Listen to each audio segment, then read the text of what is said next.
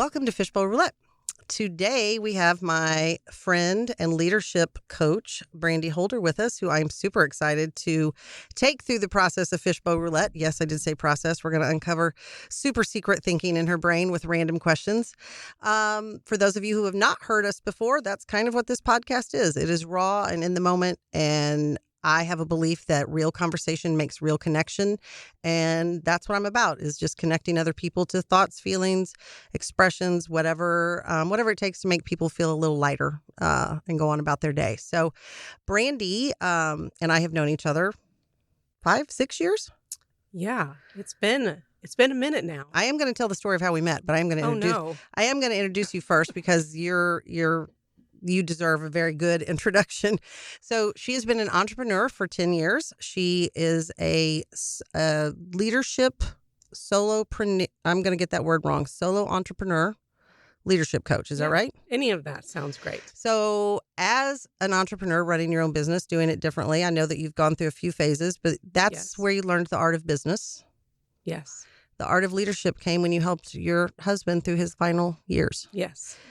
I think what's so interesting about that is you took both of those lessons, I guess, or both of those learnings, and you've now turned them into a very passionate business with purpose to help people live happier, be more successful, do the things that I think all entrepreneurs set out to do, but how many end up burnt.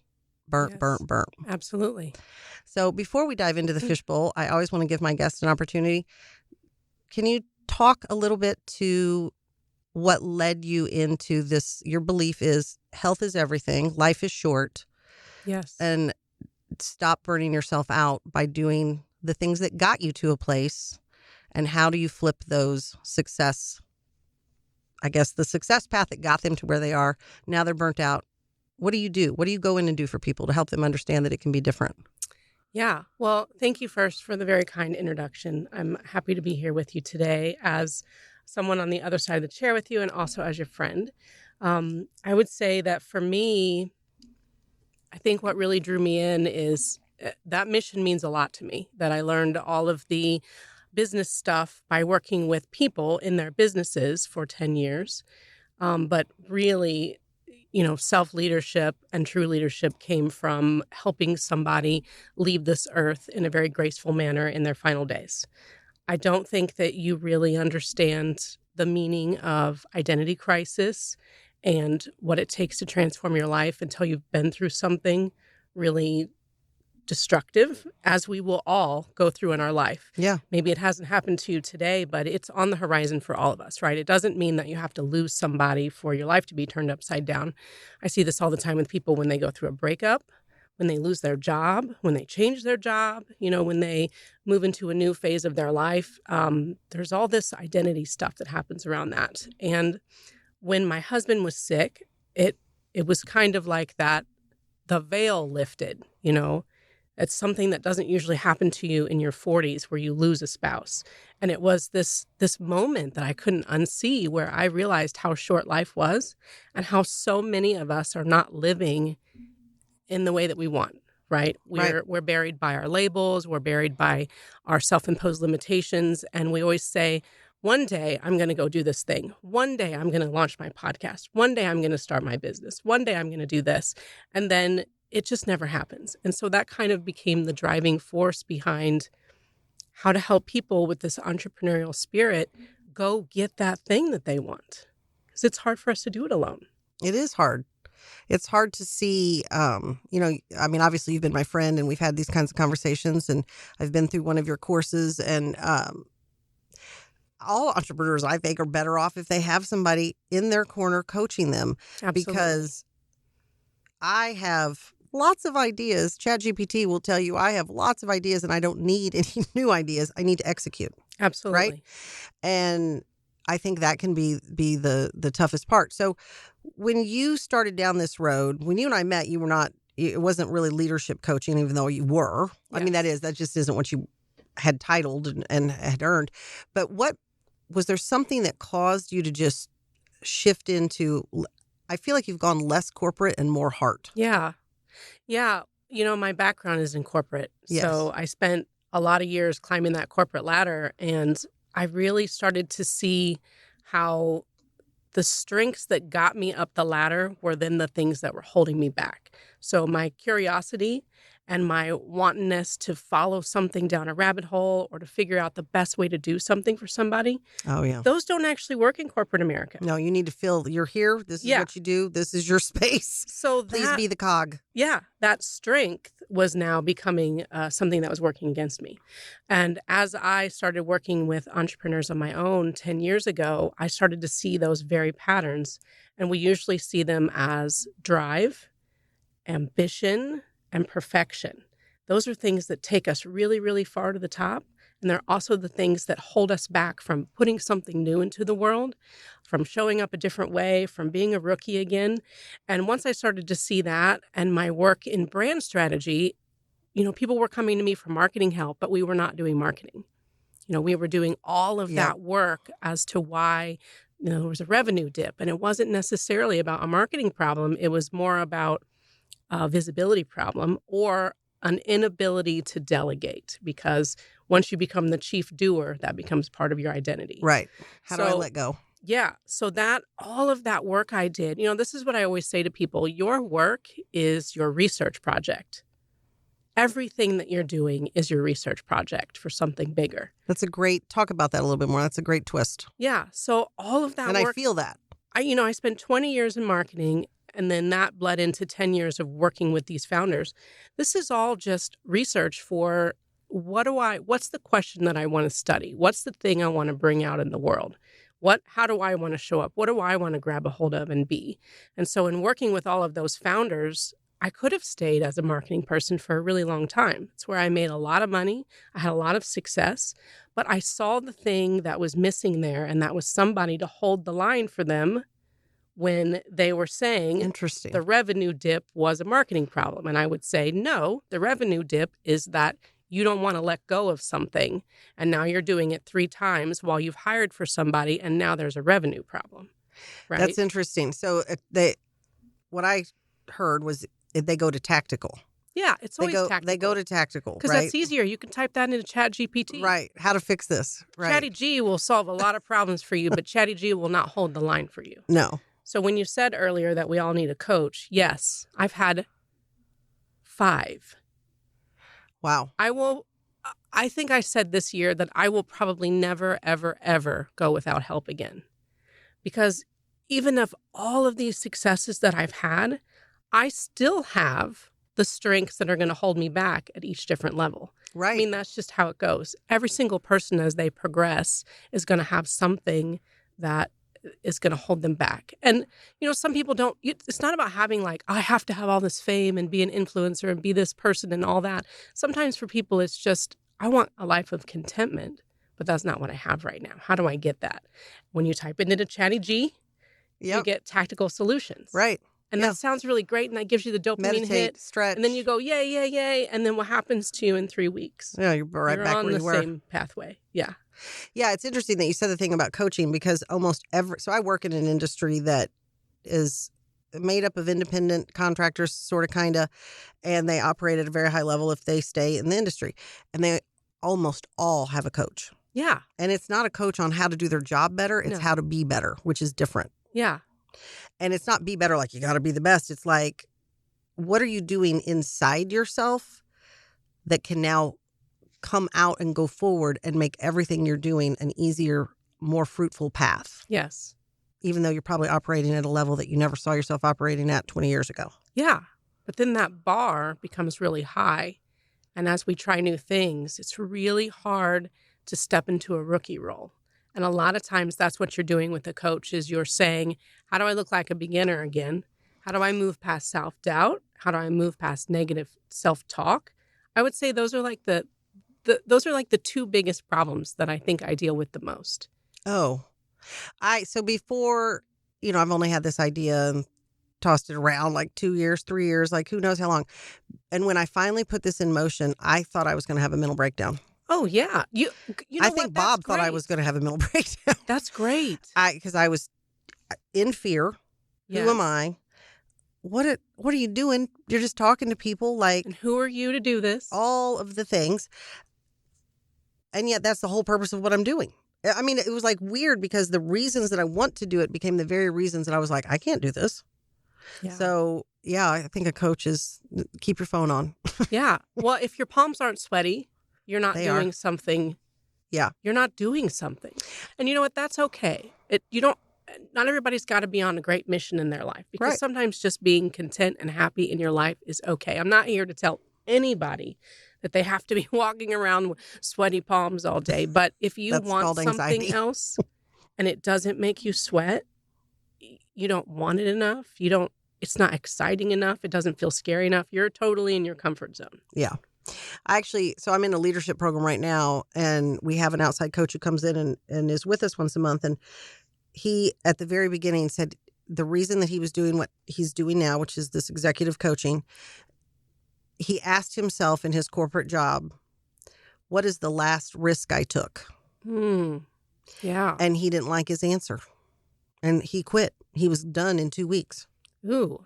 Right? Talk about sweaty palms. Yeah, I know. It makes me, I was like, ooh, what was the last risk? But I'm okay with that. It wasn't that big of a risk, but I mean, now this is the risk that I'm taking, right? Yeah. Is starting this podcast. And How exciting. it is exciting. I think it's fun. I have fun. I don't know.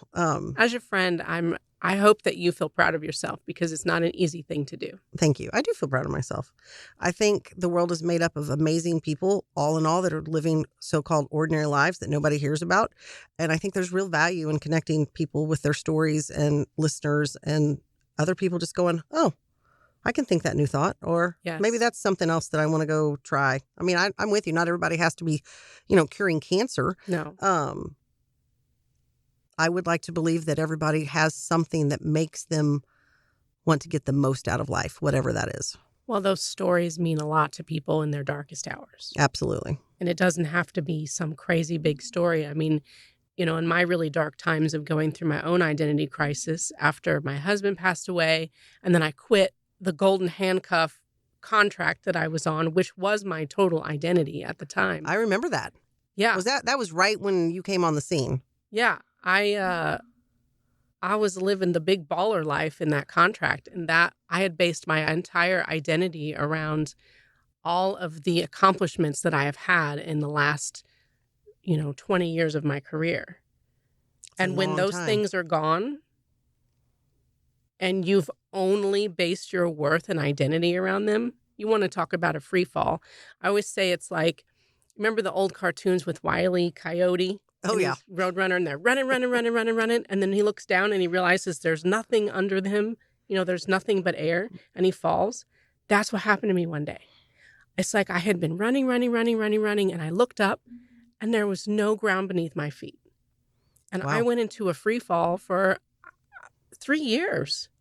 And you get into a well of depression before you even know it. And that's kind of, when you had asked me earlier, what had sparked the change, it was going through that work for myself, doing the research, having my work as my research project, writing a book about it. It just became a really fascinating question to me of, happiness, because I hear a lot of people say, I want happiness, or I wish I could be happy, or, whatever that is. And I think we're really confused about what that is and what it stems from. And that's kind of become the research question behind everything that I'm doing right now, I think.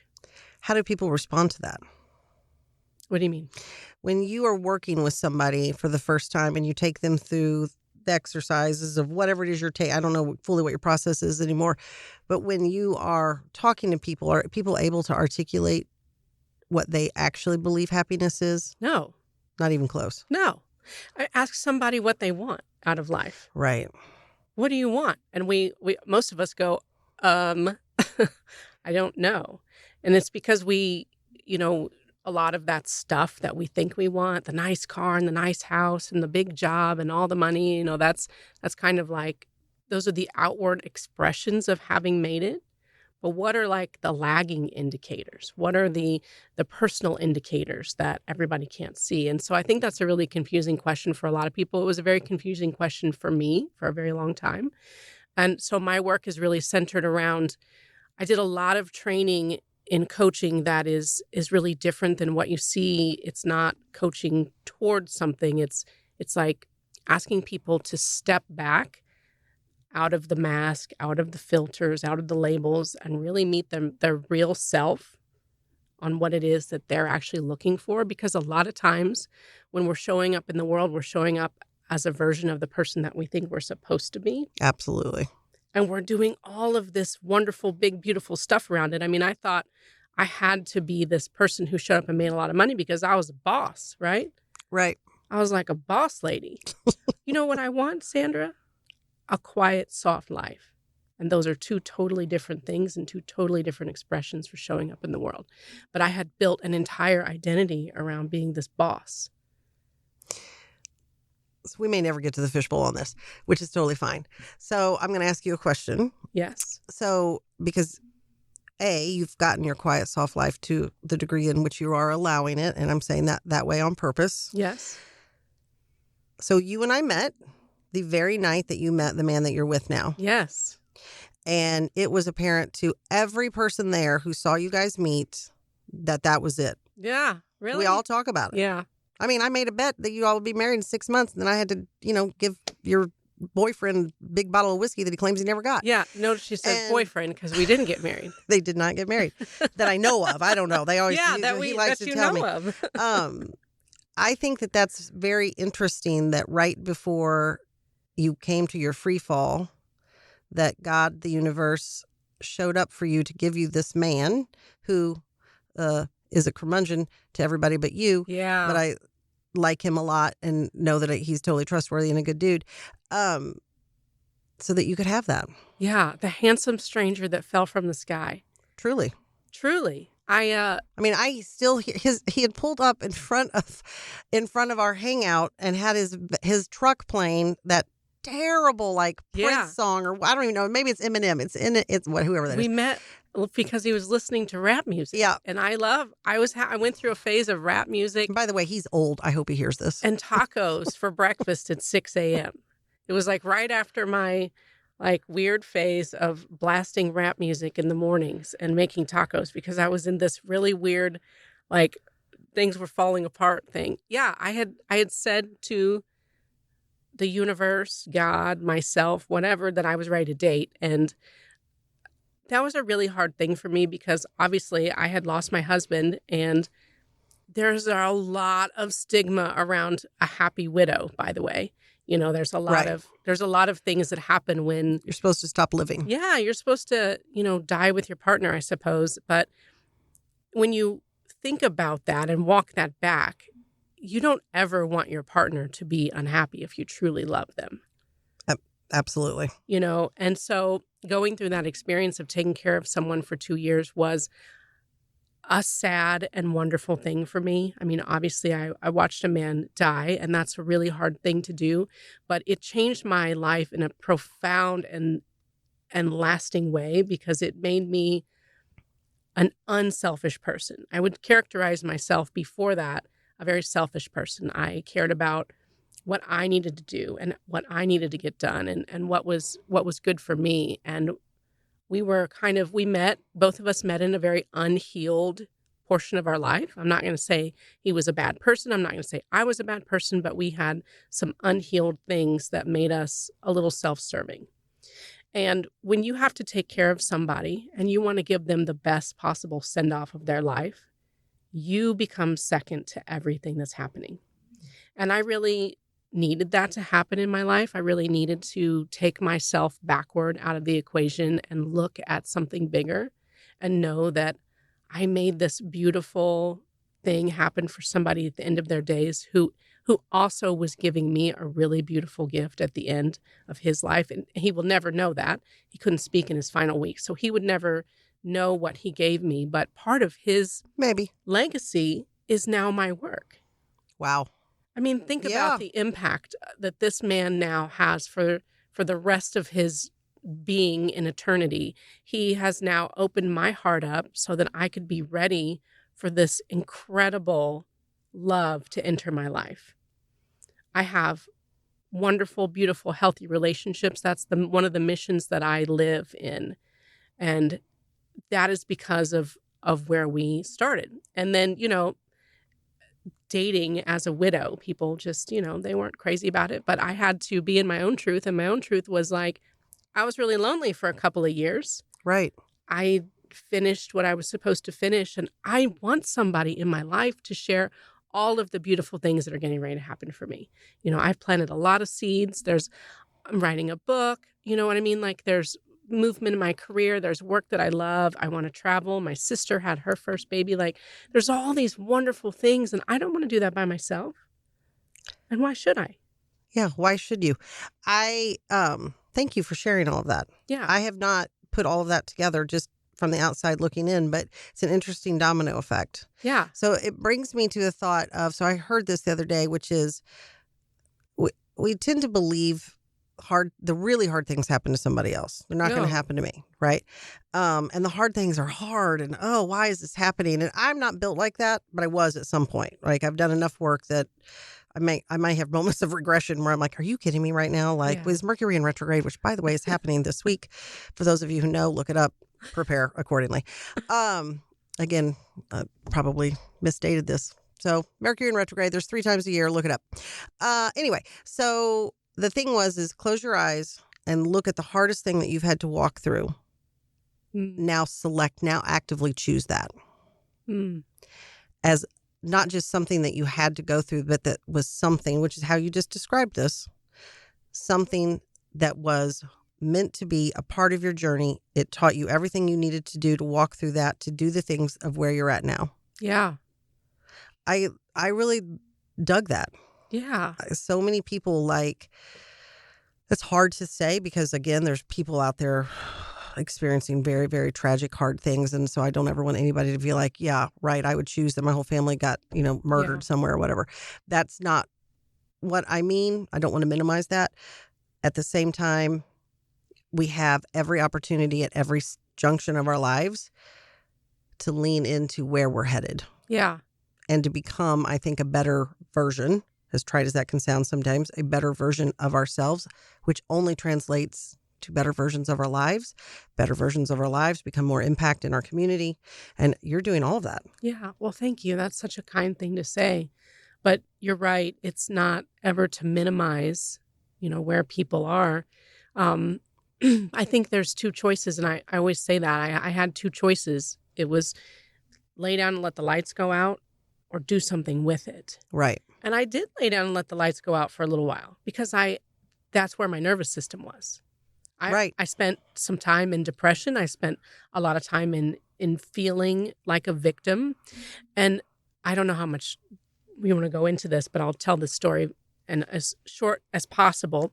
One of my favorite articles I ever read in Wired magazine, and it's been a long time ago now, and I wish I knew the author.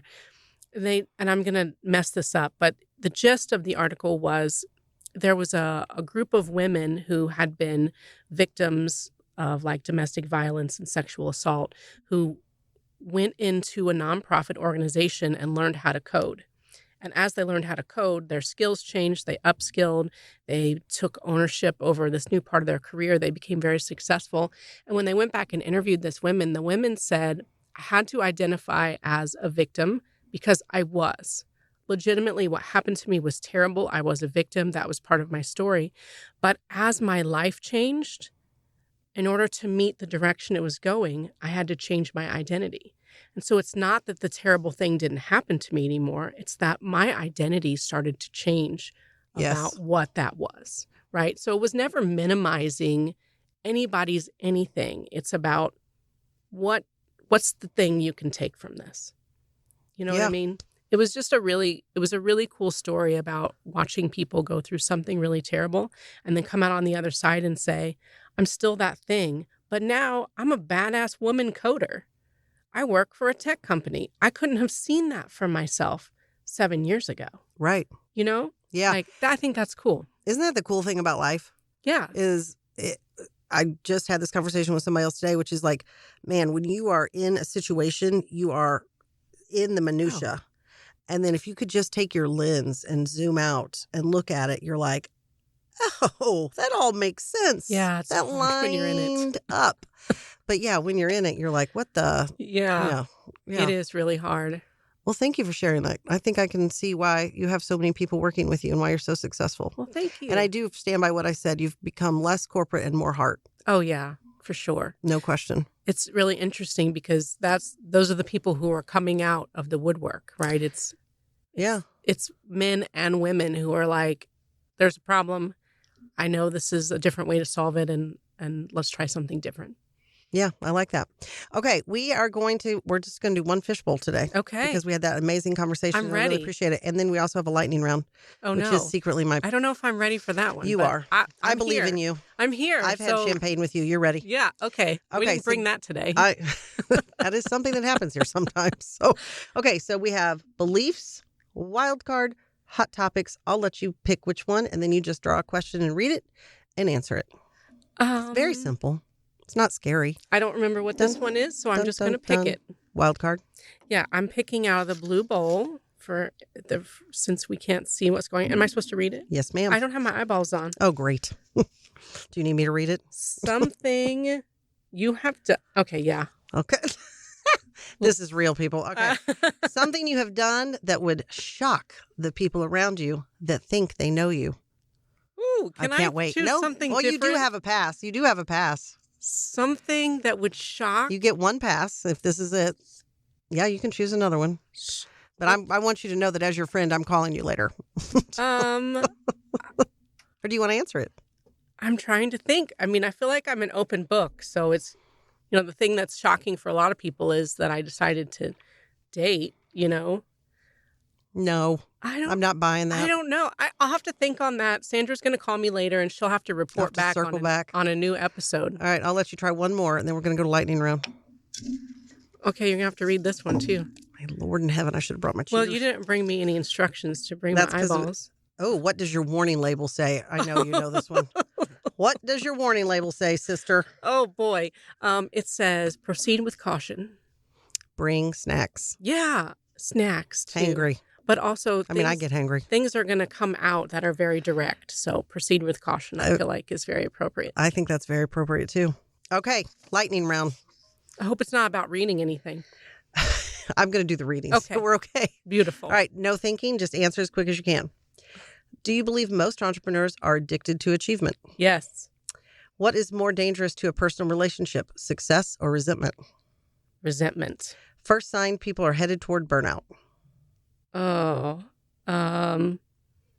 this right here. I don't know. This feels weird. A lot of pausing. Okay. Yes. All right. A lot of pause. Not sure of themselves. All right. Yes. Is ambition masculine coded in business culture? No. Okay. Peace as a business owner feels like ? When your mind is quiet. Ego or intuition? As what? As a business owner, which one serves you better? Intuition. Leadership starts with? Self-leadership. Self-leadership. I like that. Mm-hmm. Can't lead somebody else if you can't effectively lead yourself. Yes, Truth. correct. All right. Well, that wraps up today's Fishbowl Roulette. Thank you for being on. Thank you for being an honest, open book. I really appreciate learning some of the things that I learned today, and I know others did too. Yeah. Thank you so much for having me. This was really wonderful. I hope you had fun. I did. Thank you. There's more questions in the fishbowl. You'll probably have to come back. Okay. I'll bring my eyeballs next time. Okay. All right. Thank you for listening to Fishbowl Roulette. Have a great day.